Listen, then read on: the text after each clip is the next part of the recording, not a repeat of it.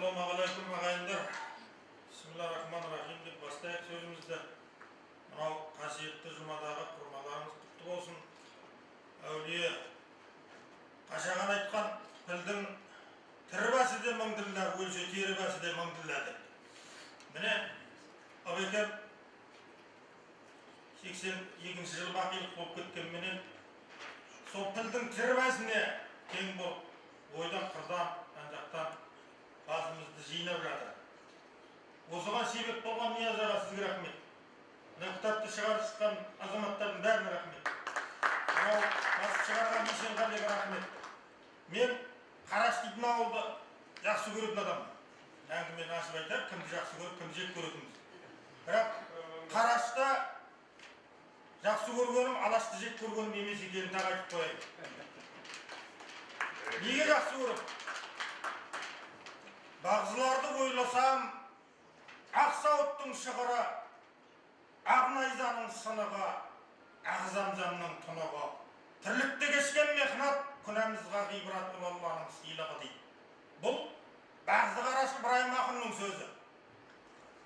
Ал мынау, ой біздің ел жазған-ай, ой біздің ел жазған-ай, қатпарда қатпар қаратас қатты емес деп саздан-ай, 10 құлашты орпа деп, 40 құлашты орта деп, анау атақоныс үстіртті тереңдігі 100 құлаш 3000 шыңырау қазған-ай. Әлқисса, сол 3000 шыңырау мен барсам, жер бетіне көтеріліп тіп-тіке биіктігі 100 құлаштан арасқан, аспанменен таласқан 3000 мешіт мұнарасын айналар.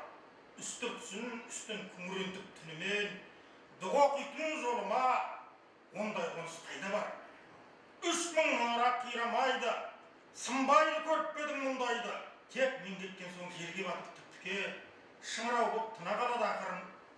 Қайтып пенде қалпына түседі, мен сықылды пақырын дейді.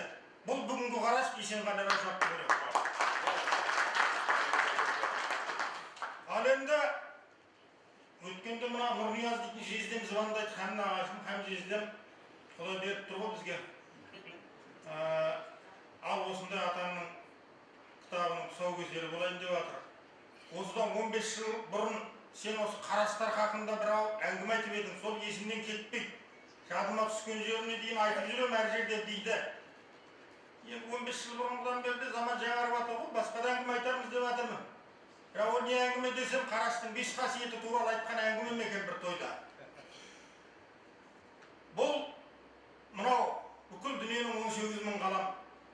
Мынау әлем пайғамбарымыздың айтуынша үшке бөлінеді. Біреуі ғалам сағир дейді. Ол мына біздің денеміз. Біздің бар білетініміз бойымыздың неше сантиметр, салмағымыздың қанша килограмм екені ғана қазіргі біздің біліп жүргеніміз. Бірақ бұл жерде де білетін нәрсе көп. Сосын ғалам кабир дейді. Ол мына біздің қоршаған дүниеміз. Ғалам әкбар дейді. Ол 18 000 ғаламның сыры. Осы сырды білген адамдар өткен бұл Қараштан. Тұра төңірек шыңды жиын қылып жатқан Еспенбет атамыздан қозғаңыз ба былай қарай. Ыбырайым ақынға дейін, кешегі Масақ ақындарға дейін қозғаңыз. Қанша қазына шығар екен. Ал бүкіл Алаштың арын екі ауыз сөзбенен бүтіндеген Батанияз бастаған билерді санаңыз. Бір күн, бір түн, жоқ 3 күн, 3 түнге таусылмайтын әңгімелер шығады әрқайсысынан. Кешегі Қарақынау Қарнаудағы қырғында басымызға күн туып тұрғанда 3,5 мың жыл жасанып келген қиуаның қолына амал таппай тұрғанда ортаға ат ойнатып шығып Түрікпеннің бас батыры Төре Қалауды шаншып өлтірген Сүкірден бастап мына Уәзәулиеде жатқан ерлерді санаңыз, мына Қараш Сейітке дейін. Анау асқақтаған күмбездерді қалдырған қаншама тұнау Шырбас, Назар, Бейнеубай сияқты, Өтәлі сияқты шеберлерді санаңыз. Күмбірлеп тұр күмбездер әлі күнге дейін әңгіме айтып. Жүрегі сау адамға. Мынау тереңнен алып жердің тамырын иітіп, жердің сүтін шығарған бауыр бұлақ, кез маядай жердің құтын ағызған құдықшыларды санаңыз, анау Иранда жатқан Бейнеубайдан кешегі Тұрау, мына үстірттің үстіндегі жаңағы Есенғали айтқан 3000 шыңырауды қазған ұлы шалдарды санаңыз кәне, саусағыңыз бүгіп жетпейді саусағыңыз. Кешегі Ескелді Сүгір жаңа мына амандық айтып кетті, өкпеледі деп, өкпелеген жоқ, жоқтады, елімнің іргесі сөгіледі деп Сүгір. Бірақ Мырза шөлдегі ағайындарға сәлем айтты. Ой, 1000 кісілік басы бар 70-тен асқан, жасы бар мекенде барды ортаға, Құдай үшін сыйлаңдар кісіден кісі қорқама деп. Сол Сүгір айтқан. Толғанса сөз қозғаған әрбір көптен тобыштан білгірді өткен, алғырды өткен. Алқада мен адайдың арын бермей, қарашта құлбай-донбай тарғынды өткенде, кешегі кеуделері есіктей, балтырлары бесіктей, Құнанбілдей теңселген қараштың палуандары өтті. Міне, осыншама қасиет сіңірген ауылды қалай жек көресіз? Қалай мақтан тұтпайсыз?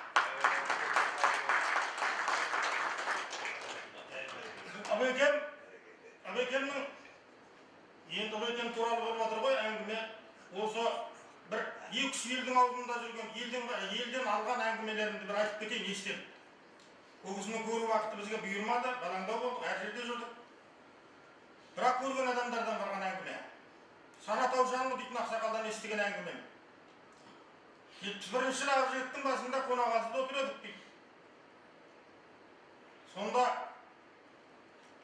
Ыбырайым ақын пайғамбарымның миғражға көтерілген туралы хикаяны айтты дейді. Пайғамбарым қайтып келгенде есіктің күршігі әлі бүйтіп тұр екен деген сөзге келгенде бір ақсақал ей ол бір ертегі ғой деп сөзді бөлді дейді. Сол кезде елдің өміріне теледидардың жаңадан араласып жатқан кезет дейді. Құлекең айтты дейді, анаңның ноқатын бас деп айтты. Ноқатын басып еді, тіремеді көрсетіп жатыр екен. Ей қарағым, бір тамшы зәрресіздіктен жаратылған адамның баласы, ана мына Маңғыстаудың бір құмының арасында отырған саған бір сәтте Мәскеуді көрсетіп қойып отырғанда бір ноқатпен 18 мың ғаламның иесі Алла тағалаға не қиын деп айтты. Сонда ешкім үндей алмады, әңгімені ары қарай жалғастырып кете берді дейді. Тағы бір әңгіме. Бір күн Абекемнің үйіне қонаққа келіп отырған бір шал дәретхана ашып кеткен, дәрет адамды. Шақшасын түсіріп алып қайтып келдік ойбайлап. Ойбай, жаңағы жеш шақшам құрғыр құзырым бар. Ойбай, шақшам түсіп кетті, ойбайлап та қалды. Сосын Абекем айтты, шақшамның аузы жабық кетті деп айтты. Сосын ана қуанып кетті, жабық болса балдар алып берер деген әңгіме күткен болу керек. Жабық деп айтты. Жабық болса жақсы болған екен. Әйтпегенде ана төгіліп нәжіс жерден еді. Сосын мен мына Мәулай Омар деген кісіні көрдім. Бұл кісі 100 жылдың үстінде ғана бір адайлардың алғашқы толқуларының кезінде баяғы Иса Досанның тұсында кеткен көп ел бар ғой. Сол кезде тұна тесіктен өтіп, Ауғанстанға өтіп кеткен мына Қаратаудың Жеменей Қожағұлдарының тұқымы. Қожағұлдың Жанқұлы, Жанқұлдың Шортанның ұрпағынан. Мәулай деген сөз, мына Нияз екен білет, бұл діннің профессор деген сөз ғой, Дамолла деген. Өзі азғантай қазақ алған екен, Дамолла Мәулай атағын Ауғанстанда. Соның біреуі Әлім Шараполла деген шал, қазір Шымкентте тұрады. Біреуі жаңа біздің ағамыз Омар деген кісі қазір Түркістанда тұрады. Ол үлкен 80-ден асып кеткен ақсақал, үлкен ғұлама адам, 25 жыл оқыған дін ілімін. Тегін адамға қазаққа, далада жүрген қазаққа бермейді ғой, мұндай атақты. Сол кісі айтады, мен виза алып 73 жылы Мырза шөлге келдім дейді, бір ағайындарым қайтып соған. Ауғанстанның халқымыз. Сол кезде Ыбырайым ақын деген кісіні көрдім, сол кісінің қасында болдым дейді. Япырмай, Ыбырайым ақын деген бір алтын дария екен, бірақ ол дариядан бір ұттап отырған адам жоқ екен. Бірақ жер бетінде жалғыз мұсылман елі қалған екен, ол Ыбырайым ақынның қасында екен деп. Мен 40 күн қасында болғанда 40 үй қонағасы берді. Кейін Қазақстанға көшіп келіп, Түркістанда 10 жыл тұрғанымда сондай қасиетті жерде әрі бір адам еріліп келген жоқ. Сол мемлекетті құлатқан екенсіңдер деді жаңағы. Міне бабамыз осындай қасиеттің иесі, жаңағы ағамыз айтып кетті, заманды болжап кеткенін, оғызын одан ары қарай тереңдетіп айтқан сөздері бар. Оның бәрі келесі күннің, келер күндердің әңгімелері. Ал енді менің мына Нияз екең айтып кетейін деп отырғаным Нұреке сіздерге. Нұрекемнің мына кітапқа кірмей қалған басқа да шығармалары көп ел ішінде. Соның бірнешеуін мен себеп болып таптым.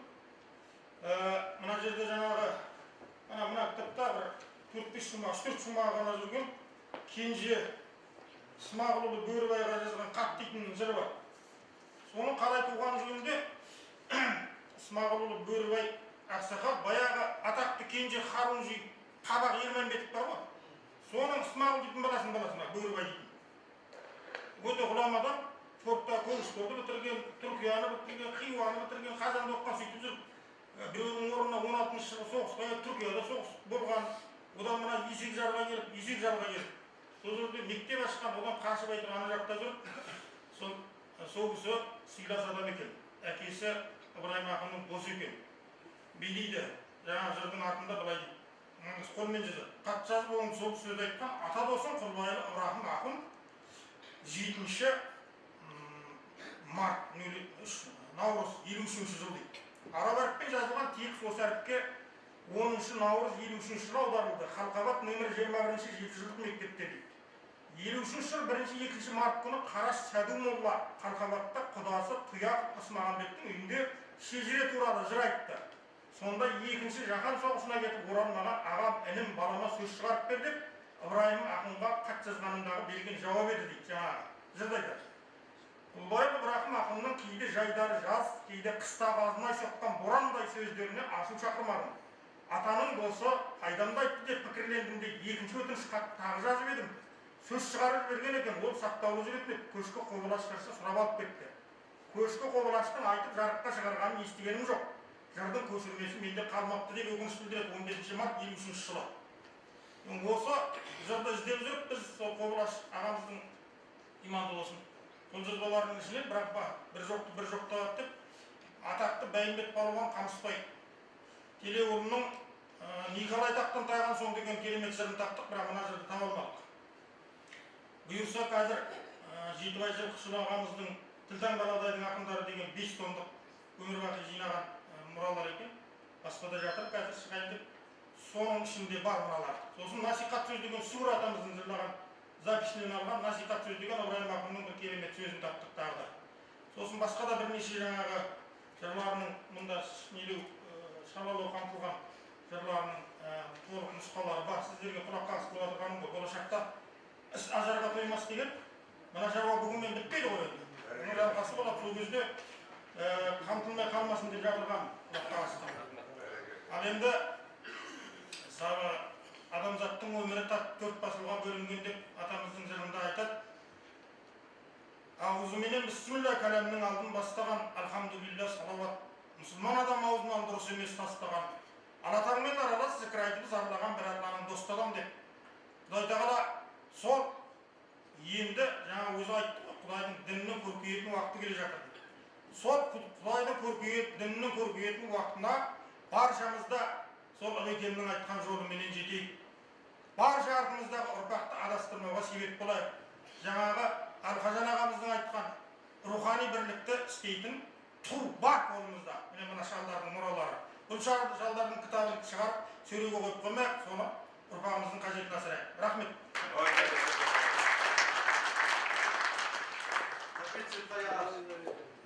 Бүгінгі жиында Ыбырайым ақынның